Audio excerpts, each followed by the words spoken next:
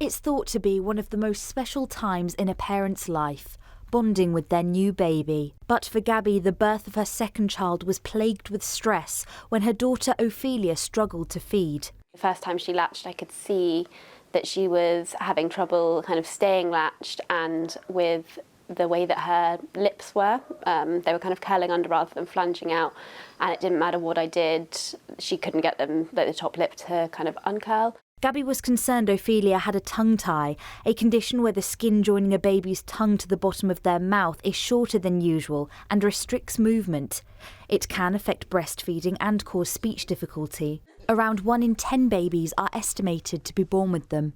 Despite raising the issue, Gabby says her concerns were dismissed by both the midwives and paediatricians that she saw. They were just, saying it was nothing to do with tongue ties. It was that I had too much milk, it was the size of my breasts, they were too big, her mouth was too small, she was lazy, like things like that. It was never even, they just kept saying, no, there's nothing wrong with her, there's no tongue tie, just keep try different positions. Looking back on it, not a single one of them actually correctly knew how to assess for a tongue tie. None of them held her in the right position to have a proper look in her mouth or anything. After projectile vomiting each time she tried to take in milk, the situation worsened until Ophelia refused to feed for a week. After that, she would only feed in a darkened room for small amounts of time, leaving Gabby struggling to cope. Begging people for help while I kind of sank into a really, really deep depression and felt like my baby hated me because we didn't have that bond that you should have with breastfeeding, because she was traumatised by the experience and I was traumatised by the experience, and no one seemed to care. Anterior tongue ties are located in the front of the mouth and can often be treated by a simple procedure, but posterior tongue ties are found in the rear of the mouth, which makes them less visible. They are often harder to identify and diagnose and are known as the hidden tongue tie.